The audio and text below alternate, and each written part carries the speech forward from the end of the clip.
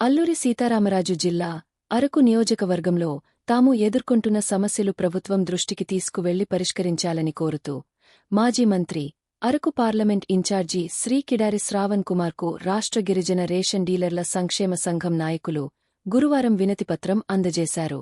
తన క్యాంపు కార్యాలయంలో మర్యాదపూర్వకంగా కలిసి పుష్పగుచ్చామిచ్చి సాలువా కప్పి సన్మానం చేశారు. అనంతరం తాము గత కొన్నేళ్లుగా కేవలం ప్రభుత్వం ఇచ్చే కమిషన్తోనే జీవనం కొనసాగిస్తున్నామని, వచ్చే కమిషన్ కూడా సరిపోవడం లేదని వివరించారు. అంతేకాకుండా గిరిజన సహకార సంస్థలో చాలా ఉద్యోగాలు ఖాళీగా ఉన్నాయని, ఈ ఖాళీలను తమకు కేటాయించి గిరిజన సహకార సంస్థలో విలీనం చేసి గౌరవ వేతనం, ఉద్యోగ భద్రత కల్పించేలా చూడాలని మాజీ మంత్రి శ్రీ కిడారి శ్రావణ్ కుమార్ను కోరారు.